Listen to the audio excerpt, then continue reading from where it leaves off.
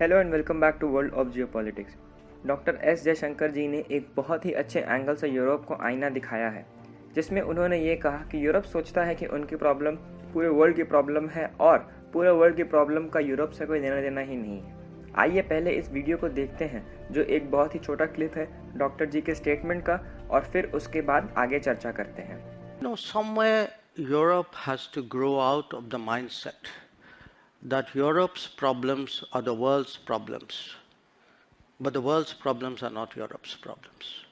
That if it is you, it's yours. If it is me, it's ours. I think that's something, and I see, reflections of that.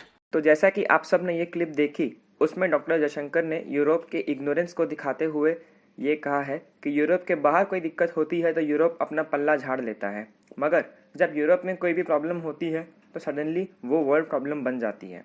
ये जो कठोर और कड़वा सच है, ये आज नहीं तो कल किसी देश को यूरोप को दिखाना ही था, और एक तरह से अच्छा हुआ कि ये भारत के तरफ से गया है, ताकि यूरोप को भी क्लियर मैसेज मिल जाए कि भले ही हम आपके मित्र क्यों न हो, आपकी हर कही हुई बात सुनना हमारे लिए पॉसिबल नहीं है। यूरोपियन यूनियन ने बाद में एक ऐसा स्टेटमेंट दिया ये सोचते हुए कि शायद भारत डर जाए, जिसमें उन्होंने कहा कि रशिया यूक्रेन वॉर के चलते रशिया और चाइना की दोस्ती बढ़ रही है, और अगर कल को इंडिया और चाइना का युद्ध होता भी है तो कहीं इंडिया की तरह यूरोप और यूएस भी न्यूट्रल ना बैठा रहे। इसका बयान में डॉक्टर एस जयशंकर जी ने कहा कि इंडिया चाइना फेस ऑफ को यूक्रेन से मत जोड़ के देखिए, क्योंकि दोनों देशों में ज़मीन आसमान का फ़र्क है।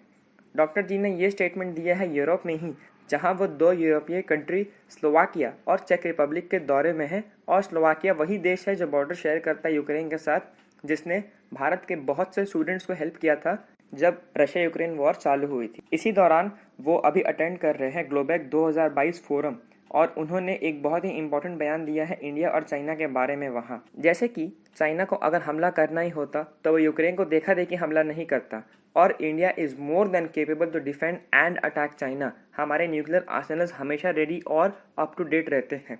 प्लस इंडिया यूरोप से वैसे भी कोई हेल्प की उम्मीद नहीं कर रहा था किसी भी केस में, और तो और इंडिया के पास कैश रिजर्व्स इतने हैं कि कल को अगर इमरजेंसी क्यों ना पड़ जाए तो इंडिया बहुत आराम से यूरोप से वेपन्स परचेज भी कर सकता है, रादर दैन यूक्रेन, जिसकी हालत इतनी खस्ताहाल हो गई थी कि यूरोपियाई देश मजबूरी में उसे वेपन्स प्रोवाइड कर रहे थे। जैसा कि आप सब जानते हैं, रशिया यूक्रेन युद्ध के शुरुआत से भारत का स्टांस रहा है न्यूट्रल।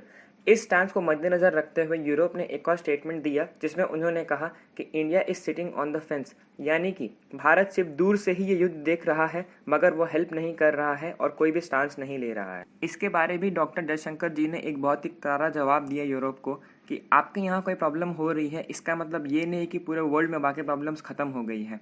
भारत को भी बाकी प्रॉब्लम्स पे मद्देनजर रखने हैं, चाहे वो बॉर्डर की टेररिज्म हो या फिर वो सेफ्टी एंड सिक्योरिटी हो और क्लाइमेट चेंज हो। तो डॉक्टर साहब ने ये कहा कि अगर यूरोप में कोई दिक्कत हो रही है, इसका मतलब ये नहीं है कि बाकी सारे देशों में या फिर बाकी वर्ल्ड में सारी दिक्कतें खत्म हो गई हैं। हमें बाकी दिक्कतों को भी देखना है और आपसे भी संबंध बना के रखने हैं। इसीलिए हमारे लिए ये पॉसिबल नहीं है कि हम आपके साथ हमेशा खड़े रहें और बाकी चीज़ों को कम्प्लीटली इग्नोर कर दें।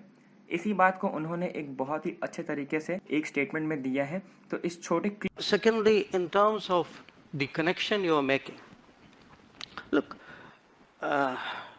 we have a difficult relationship with China. We're perfectly capable of managing it. It's if I get global understanding and support, obviously it is of help to me. But this idea that I do a transaction, that I come in one conflict because it will help me in conflict too, that's not how the world works. So a lot of our problems in China have nothing to do with Ukraine, have nothing to do with Russia. They predate it. तो इस video के लिए इतना ही। अगर आपको ये video पसंद आई हो तो प्लीज़ हमारे चैनल को ज़रूर सब्सक्राइब करें और हमें अपना सपोर्ट दिखाएं। Thank you.